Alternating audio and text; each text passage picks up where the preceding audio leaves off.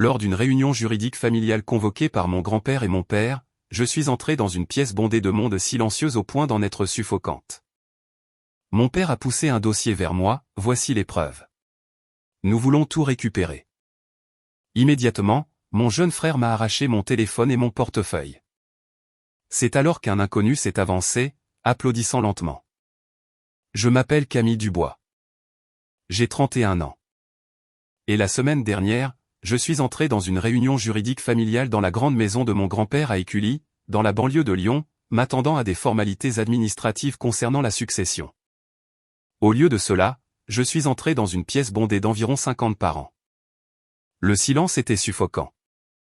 Pas de sourire, pas de salutations, juste des regards lourds. Mon grand-père, Arthur, était assis au bout de la longue table, la main posée sur sa canne, le visage sévère alors qu'il observait tout le monde.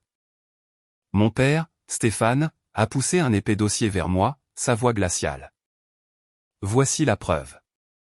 Nous voulons tout récupérer. Avant même que je puisse comprendre ces mots, mon frère, Lucas, m'a arraché mon téléphone et mon portefeuille des mains. Personne n'a bougé. Pas une seule voix ne s'est élevée. Puis un inconnu au dernier rang s'est levé. Il a commencé à applaudir lentement, délibérément, les yeux fixés sur moi. Avant de continuer, si cette histoire vous a déjà captivé ou si vous avez déjà été pris au dépourvu par les personnes qui étaient censées vous soutenir, cliquez sur le bouton « J'aime » et abonnez-vous pour ne pas manquer la suite. Laissez un commentaire. Dites-moi d'où vous regardez et quelle heure il est chez vous. Je les lis tous. 3 semaines plus tôt, mon téléphone s'est allumé avec le nom de Lucas alors que j'étais enseveli sous des documents de fiducie au bureau. J'ai hésité avant de répondre. Lucas n'appelle que lorsqu'il a besoin de quelque chose ou lorsqu'il est excité par son dernier projet. Cette fois, sa voix est arrivée forte et rapide. Salut, sœurette, grande nouvelle.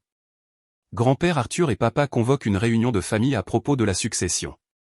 Ce sera chez grand-père en banlieue. Tout le monde est invité, cousin, tante, l'avocat. Dans 3 semaines. J'ai posé mon stylo. Une réunion sur la succession. Grand-père ne m'en avait jamais parlé. Oui. Papa me l'a dit. Grand-père veut que tout soit réglé correctement. Il a même demandé à papa de te redemander ton acte de naissance le mois dernier. Pour les archives, a dit papa. Grand-père fait documenter les choses avant qu'il ne soit trop tard. Le nœud dans mon estomac s'est resserré. L'acte de naissance. Maman avait toujours prétendu que l'original avait été perdu dans une inondation il y a des années. J'avais envoyé une copie certifiée conforme quand papa l'avait demandé auparavant. Pourquoi en reparler? Quoi qu'il en soit, continua Lucas, c'est censé être important. Papa a dit qu'il était temps de clarifier les choses. Ne fais pas comme si je te l'avais dit. Fais semblant d'être surprise s'ils en parlent plus tôt. Je dois y aller, diffusion en direct dans 5 minutes. Il a raccroché.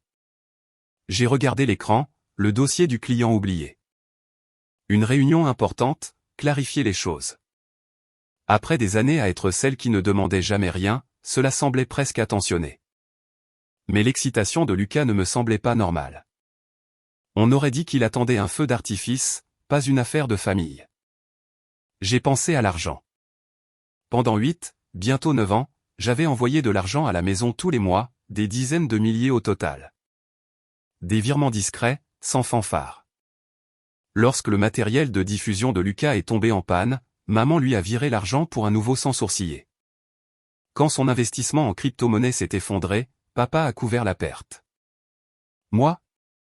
Quand ma voiture est tombée en panne il y a 3 ans, j'ai contracté un prêt et fait des heures supplémentaires. Tu es forte, Camille, a dit papa. Tu te débrouilles toujours. C'est vrai. Je me suis toujours débrouillé. Mais cette réunion à grand-père voulant à nouveau l'acte de naissance, papa insistant sur la documentation, cela ne ressemblait pas à une fête. Cela ressemblait à une préparation pour autre chose. J'ai fermé l'ordinateur portable et me suis penché en arrière. 3 semaines. J'irai. J'écouterai. Et quoi qu'il veuille clarifier, j'y ferai face. Après cet appel, j'ai passé toute la semaine à me préparer mentalement. J'ai disposé mes vêtements sur le lit, un simple blazer bleu marine et un pantalon professionnel, sobre, rien de tape à accent grave-l'œil. Je voulais avoir l'air de quelqu'un qui avait sa place dans une pièce remplie d'affaires familiales, pas comme si j'en faisais trop. J'ai plié les papiers dont j'aurais besoin, fiche de paie récente, ma carte d'employé, le formulaire de recommandation que mon directeur m'avait donné pour la promotion. Le cabinet envisageait de me nommer assistante juridique principale dans l'équipe de planification successorale. Une bonne référence de quelqu'un ayant des relations pourrait conclure l'affaire. Papa avait eu ces relations autrefois. J'espérais que cette réunion pourrait le lui rappeler. Mais plus j'y pensais, plus le passé ressurgissait. En grandissant, il ne s'agissait jamais d'argent avec moi, il s'agissait d'attention. Lucas pouvait sauter ses devoirs pendant des jours, diffuser jusqu'à 3 heures du matin, et obtenir quand même le sourire fier de maman quand il montrait un nouveau score élevé. Il trouve sa passion, disait-elle. Quand je ramenais des excellentes notes, papa hochait la tête une fois et changeait de sujet. Quand je gagnais un prix scolaire, maman mettait le ruban de participation de Lucas sur le réfrigérateur à la place. J'ai appris très tôt que l'effort ne valait pas d'éloge. Il me rendait simplement invisible. J'ai redoublé d'efforts. J'ai étudié plus longtemps. J'ai fait du bénévolat. Je pensais que si j'étais assez bonne, assez discrète, assez utile, ils me verraient enfin. Ils ne l'ont jamais fait. Un souvenir me faisait encore mal. J'avais 12 ans. J'avais passé des semaines sur une carte de fête des mères, des fleurs dessinées à la main, un poème à l'intérieur. Je l'ai donné à maman à 2 mains. Elle l'a regardé, a dit « C'est gentil, ma chérie », et l'a mise de côté. Plus tard, j'ai vu le dessin de bonhomme allumette de Lucas collé sur le réfrigérateur. « Regarde comme ton frère est créatif », a-t-elle dit. Ma carte est allée dans un tiroir. Je l'ai retrouvée des années plus tard, toujours pliée, jamais encadrée. J'ai arrêté de leur faire des choses après ça. J'ai arrêté d'attendre quoi que ce soit en retour. L'histoire de l'acte de naissance ne m'a jamais semblé juste non plus. Maman disait toujours que l'original avait été détruit dans une inondation quand j'étais petite. Tout a été ruiné, soupirait-elle. Mais j'ai vérifié une fois. Les archives départementales, les vieilles archives de presse. Il n'y avait pas eu d'inondation majeure dans notre région cette année-là. Aucun dégât des eaux signalés. Juste une excuse commode. J'ai ouvert mon ordinateur portable et j'ai cherché à nouveau, juste pour être sûr. Rien. Le nœud dans ma poitrine s'est resserré. Pourquoi mentir sur quelque chose d'aussi simple? Pourquoi avais-je l'impression d'être la seule à ne pas avoir de preuve d'appartenance? J'ai fermé l'onglet et me suis levé. La promotion était réelle.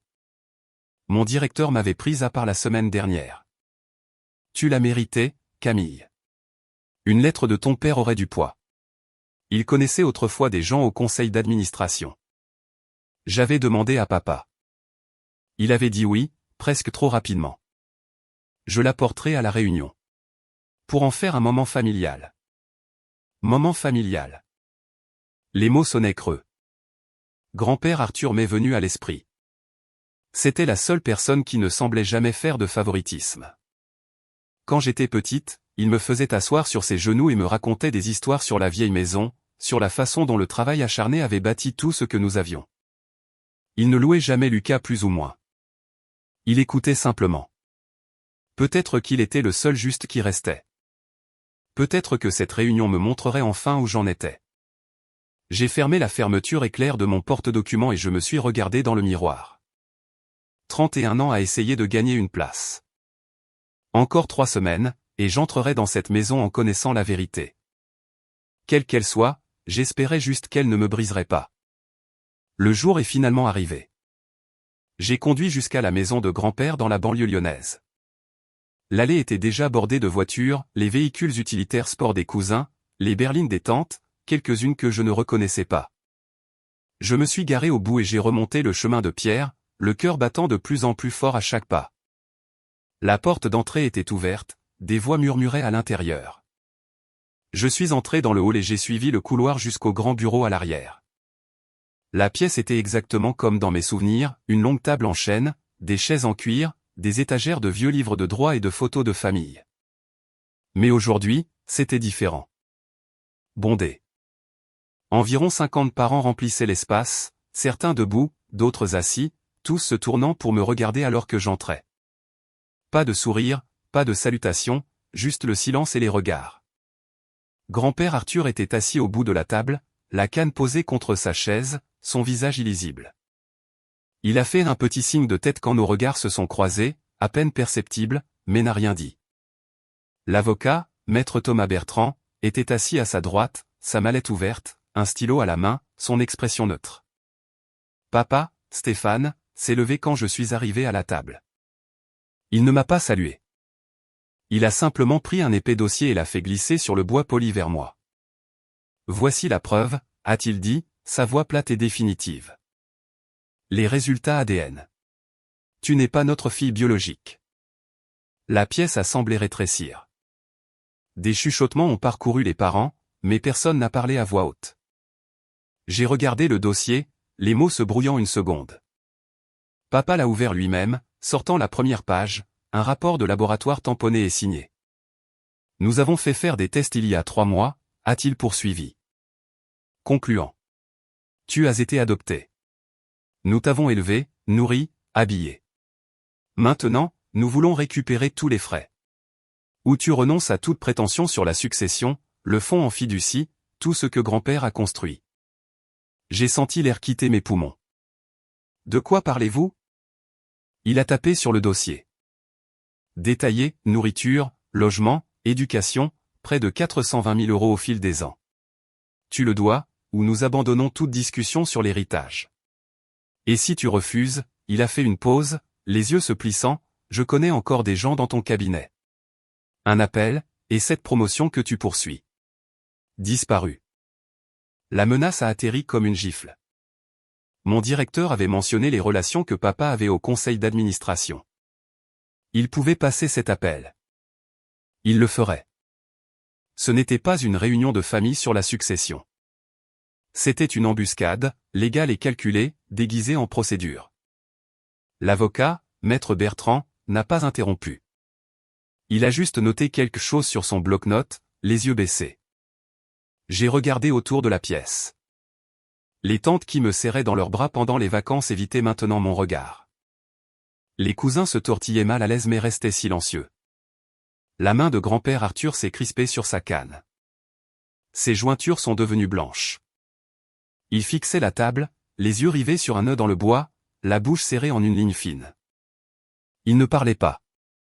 Il ne me défendait pas.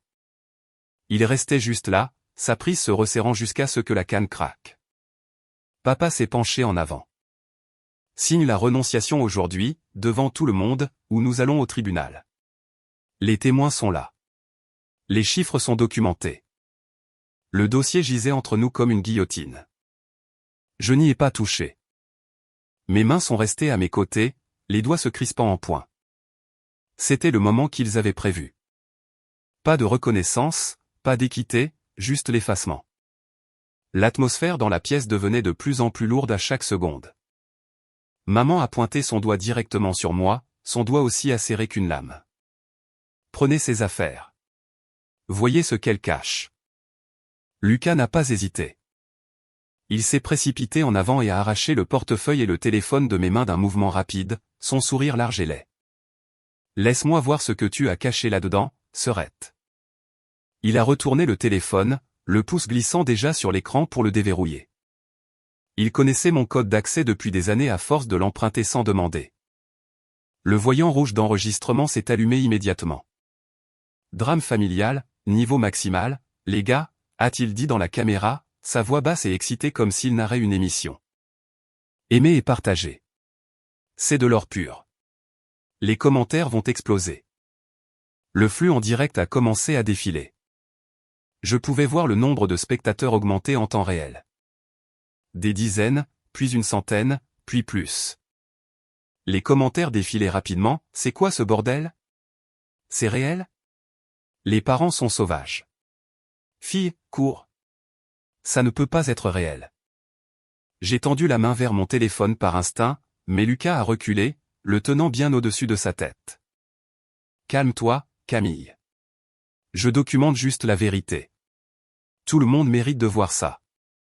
Personne n'a bougé pour l'arrêter. Pas un seul parent ne s'est levé. Les tantes qui m'envoyaient des cartes de vœux fixaient maintenant le sol ou leurs genoux. Les cousins se tortillaient mal à l'aise, les téléphones déjà sortis, enregistrant tranquillement leur propre version. L'un d'eux a même orienté la caméra pour mieux cadrer mon visage. Le silence n'était pas du choc. C'était de l'approbation. Il laissait faire. Maître Thomas Bertrand, l'avocat, est resté immobile. Il n'a pas objecté. Il n'a même pas levé les yeux de son bloc-notes. Il a simplement pris son stylo et a griffonné quelque chose. Des traits courts et rapides, puis il a reposé le stylo. Son expression est restée vide. Il était engagé par papa. Son travail n'était pas de protéger l'équité. C'était d'être témoin de tout ce que papa voulait voir. Je suis resté là, les mains soudainement vides, le cœur battant si fort que je pouvais le sentir dans ma gorge. La pièce semblait plus petite, les murs se refermant. 50 paires d'yeux rivaient sur moi, et pas une ne montrait de sympathie, juste du jugement. De la pitié mêlée de soulagement que ce ne soit pas leur tour sous les projecteurs. Maman a croisé les bras, s'approchant. Tu penses que tu mérites une part de cette famille après tout ce que nous avons fait, tout ce que nous avons sacrifié? Lucas a ri doucement, tournant la caméra vers mon visage. Dis bonjour aux abonnés. Ils adorent ça. Regardez son visage. La panique pure. Ma gorge s'est nouée. Je voulais crier, attraper le téléphone et le briser, sortir en courant et ne jamais regarder en arrière. Mais je suis resté planté là.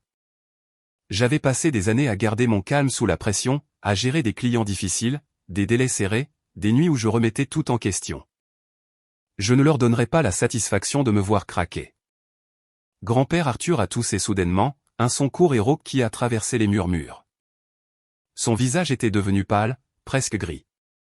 Sa prise sur la canne est devenue à s'en blanchir les jointures, les veines saillantes contre la peau fine de ses mains. Il fixait la table, la mâchoire si serrée que je pouvais voir le muscle se contracter. Quand Lucas a de nouveau prononcé le mot « héritage », les épaules de grand-père ont légèrement tressailli. On aurait dit qu'il voulait se lever, parler, mais les mots ne venaient pas. Ses yeux se sont portés sur papa, puis sur moi, puis sont revenus sur le grain du bois. Le choc. Pas de la colère, juste un choc brut, silencieux et impuissant. Papa s'est avancé, la voix s'élevant. Signe la renonciation tout de suite, devant témoin. Ou nous irons plus loin. Le dossier était toujours intact sur la table. Mon portefeuille gisait ouvert sur le sol où Lucas l'avait laissé tomber, des cartes éparpillées, quelques billets des passants. Lucas continuait de filmer, narrant doucement pour son public. Regardez cette réaction. Les commentaires explosent.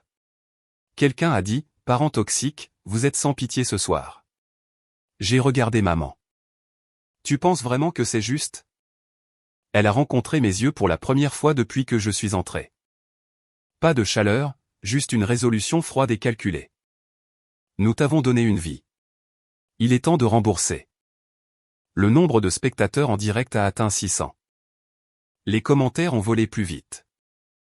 C'est de la maltraitance. Appelle la police, ma fille. Sors de là. Les parents sont déséquilibrés. J'ai dégluti difficilement. Mon pouls battait dans mes oreilles. J'étais seul dans une pièce pleine de famille. Et ils me regardaient tous m'effondrer. Mais je ne me suis pas effondré. J'ai relevé le menton, ma voix ferme même si mes mains tremblaient. Je ne signe rien. Le sourire de Lucas a vacillé une demi-seconde. Les yeux de maman se sont plissés. La toux de grand-père est revenue, plus discrète cette fois, presque étouffée. Il a serré la canne plus fort, les jointures craquant contre le bois. La pièce attendait, et dans ce silence, j'ai senti quelque chose changer en moi. Pas une rupture, mais un durcissement. J'ai regardé autour de la pièce, cherchant un regard compatissant. Aucun n'est venu. Lucas a gardé le téléphone pointé sur moi, sa voix prenant ce ton faussement inquiet qu'il utilisait en direct. Les gars, elle ne nie même pas. C'est un autre niveau. Laissez vos pensées dans les commentaires. Doit-elle signer ou se battre? Maman a laissé échapper un rire court et amer. Tu penses que tu mérites une part de l'héritage?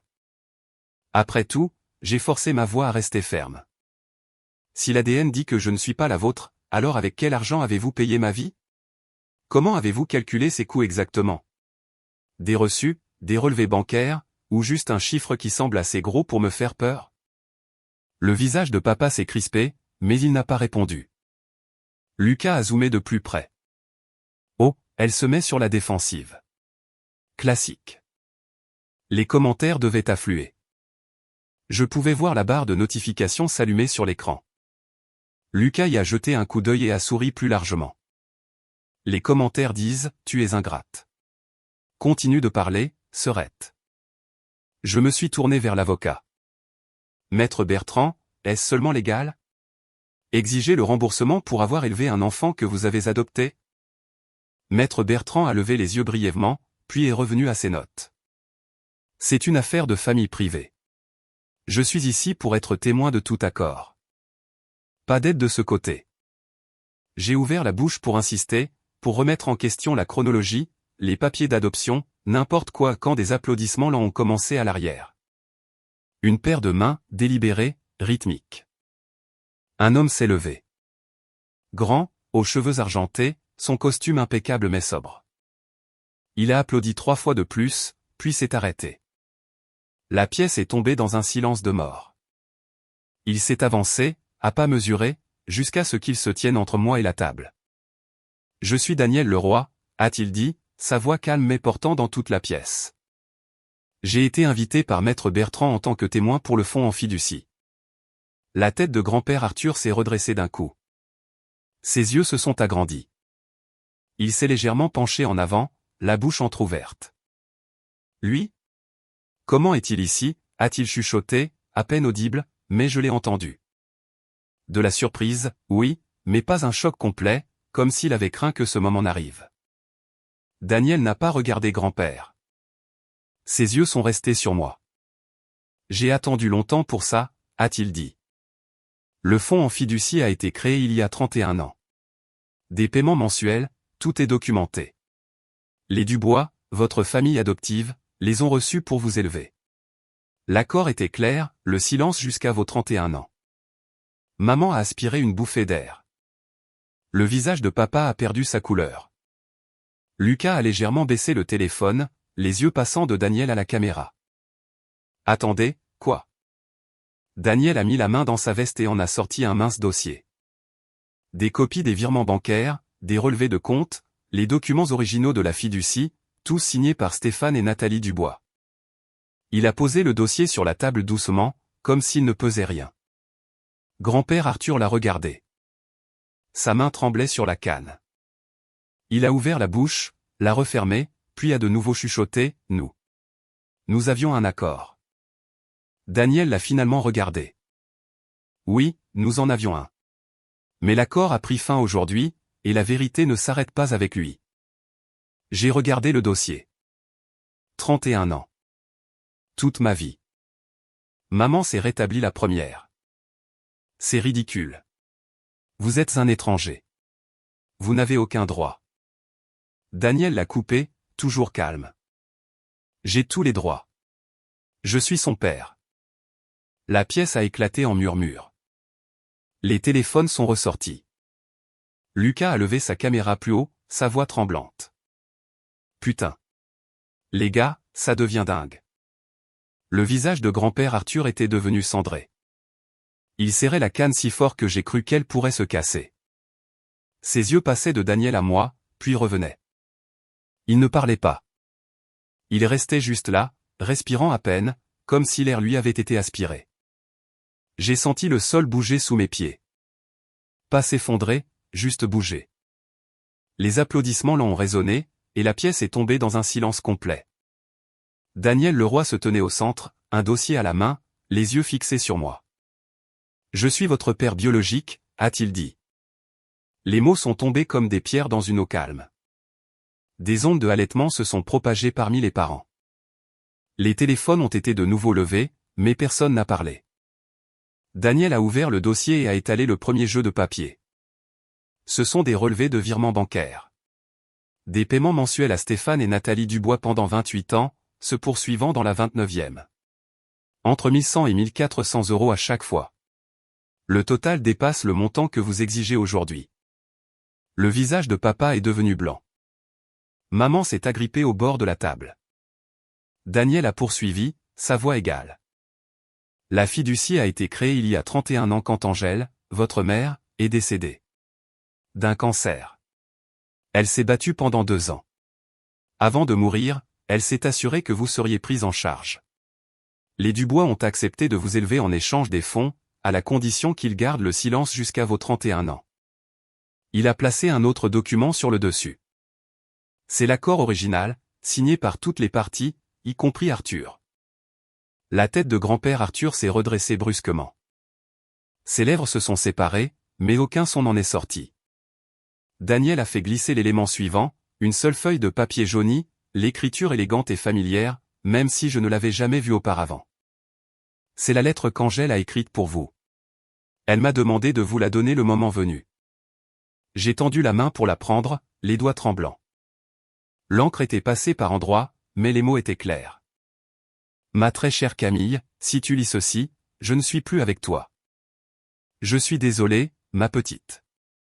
Je suis tellement désolé de ne pas avoir pu rester. Tu n'as jamais été indésirable, jamais un fardeau.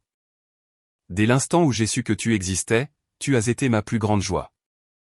Ton père, Daniel, est un homme bon, le meilleur que j'ai jamais connu. J'étais trop jeune et trop effrayé pour me battre plus fort pour nous. C'est mon plus grand regret. S'il te plaît, ne lui reproche pas de ne pas avoir été là. Il te voulait. Il t'a toujours voulu. Vis avec courage, ma chérie. Sois gentille. Sois forte.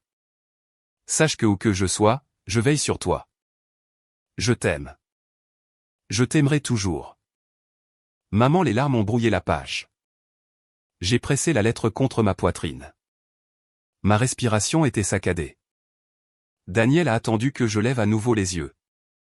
J'ai les résultats ADN, a-t-il dit, posant le dernier papier.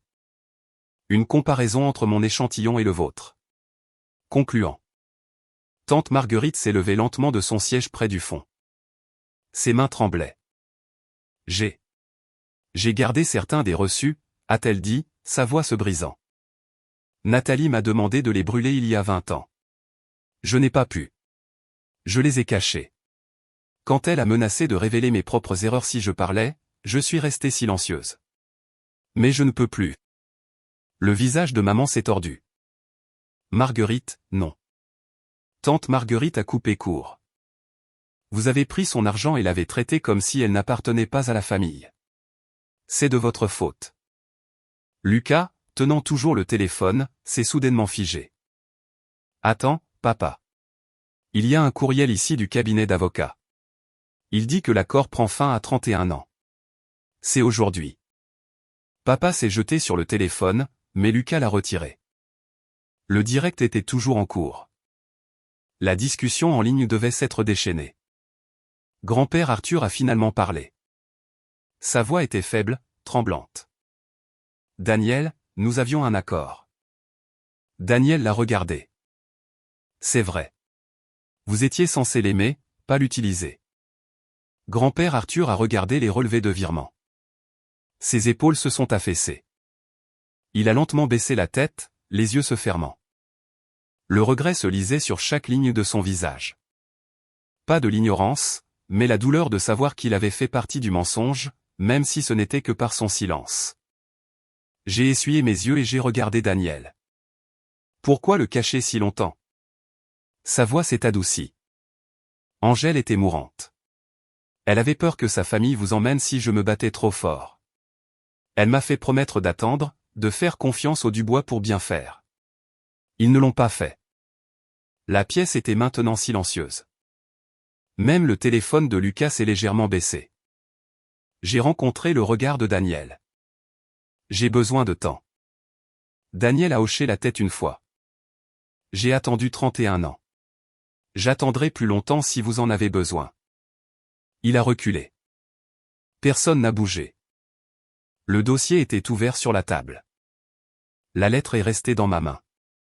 Je me suis levé, sans rien dire de plus. Je suis sorti de la maison de grand-père sans regarder en arrière. La porte s'est refermée derrière moi avec un déclic doux qui m'a semblé définitif. Dans la voiture, j'ai sorti mon téléphone. La diffusion en direct de Lucas était toujours ouverte sur l'écran.